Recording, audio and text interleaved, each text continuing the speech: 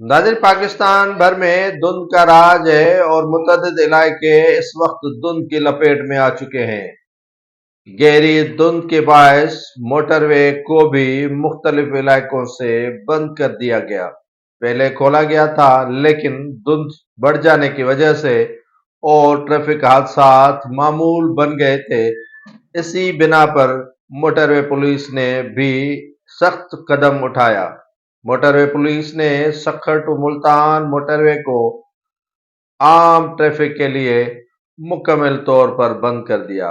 یہی قصہ ختم نہیں ہو رہا، بلکہ رحیم یار خان ٹو پیر ظاہر تک بھی ٹریفک کے لیے بند کر دیا گیا ہے۔ پاکستان کے مختلف علاقوں میں اور صوبوں میں دھند کا اس وقت راج ہے اور حد نگاہ صفر بن چکا ہے، اور متعدد علاقے اب تک دھند کے لپیٹ میں آ چکے ہیں، اور ڈرائیور حضرات احتیاطی تدابیر نہ لینے کی وجہ سے کئی حادثات رونما ہو چکے ہیں، اور حادثات کی وجہ سے کئی قیمتیں جانیں ضائع ہو چکی ہیں، جس کے باعث حکمرانوں نے کیا ہے سخت اقدامات کے موٹر وے کو بند کیا جائے ٹریفک کے لیے۔ جب تک دھند کا راج ختم نہیں ہوتا، یہ ٹریفک کے لیے موٹر وے بھی نہیں کھلے گا۔